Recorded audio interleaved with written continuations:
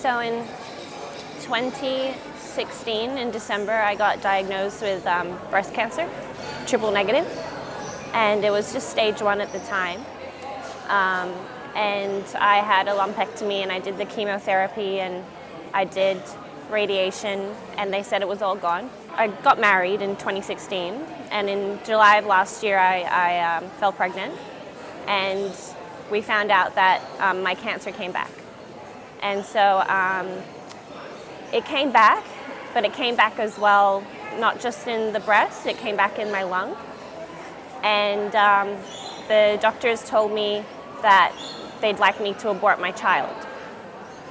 But I decided to keep my baby and,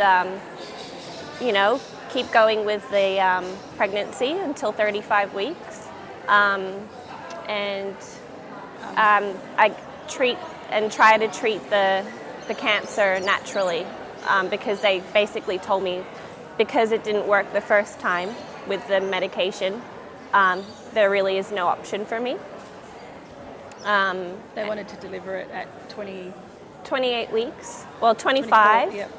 They wanted to deliver the baby at 25. Well, they actually just really wanted me to get rid of the baby completely.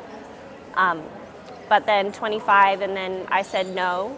And then they said 28, and I said no. And I just kept pushing it until 35 weeks. And then once I had my baby, the cancer spread like wildfire.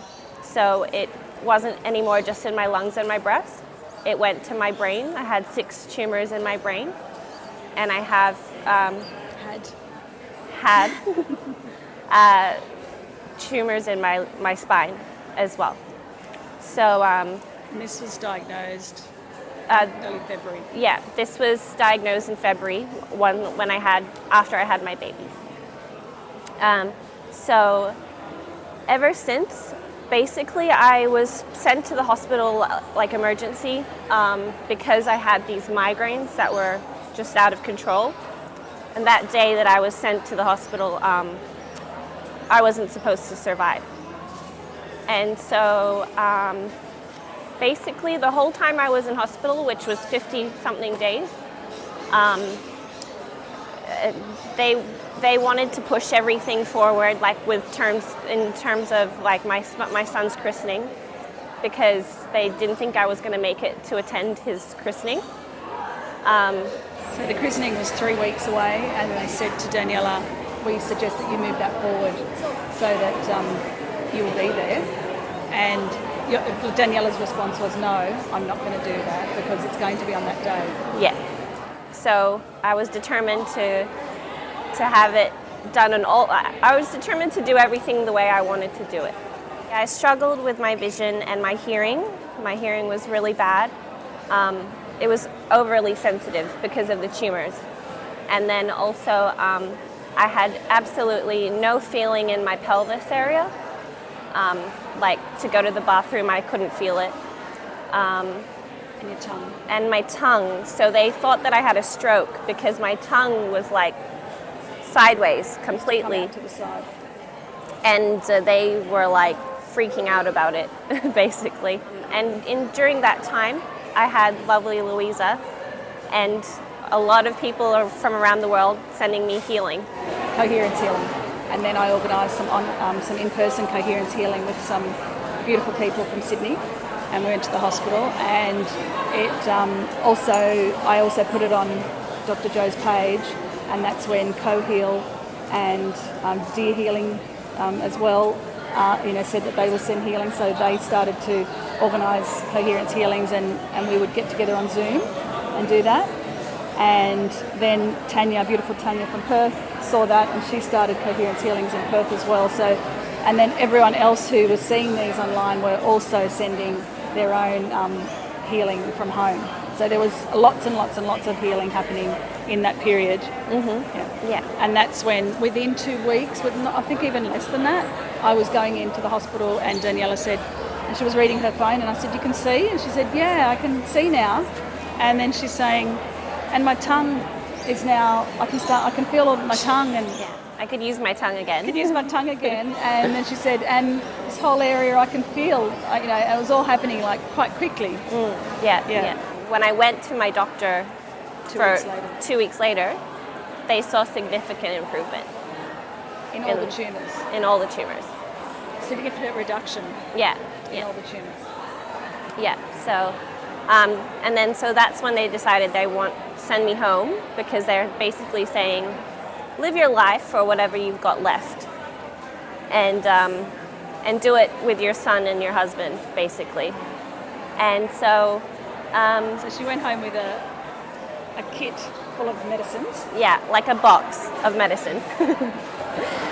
Just again in the hospital, even by the time she left, the medication, every time I talked to her, which was daily, was being reduced and reduced and reduced Yeah, at that point. yeah. You know you're cheating the system, don't you? Yeah. So these things here, So I these- said to her, I can pull them out while we're here. Because she hasn't used them at all since then. Yeah. So this is supposed to be for emergency pain, and I was having that every 3 hours. And In February in February. and March. Yeah, up until just a few weeks after I got out of the hospital. But now I'm not having it at all. And the medication that I take, that I'm supposed to take like 6 times a day, I've only had like one painkiller today. At the moment, I'm still doing chemo as long as it works. That's what they say to me. Yeah, they wanted to stop it early April because they said, so when we have that next scan, if it's not improving, we'll stop it. And because it showed improvement, they said, we'll keep going. Yeah. Yeah. But they'd also told you in a couple of weeks before that they were stopping. Yeah. That doctor came in and said that they were stopping everything. Yeah. So they pretty much had written her off. Yeah. Pretty much. That's a horrible way to say it, but really, Yeah. that's what they did. Before the Coherence Healings, she was introduced to the work last year. I introduced her to the work last year. And so in that time, it was knowing about Dr. Jo's work, knowing about the principles, knowing about what to believe in, what to think in, how to be. And that was all happening, in that time. And then this year it was the Coherence Healings, over and over, and lots of them. And yeah, getting into the meditations, which you did start last year. And Yeah. just having hope and getting here, and It's really exciting. It gives me the, I guess, it really, it emphasizes the hope that he's given me. Because, it's all in your mind. And you have to be strong to be told you're going to die, and just push through every day.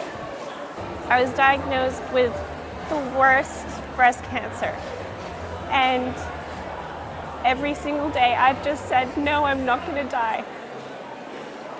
That's pretty much what it is.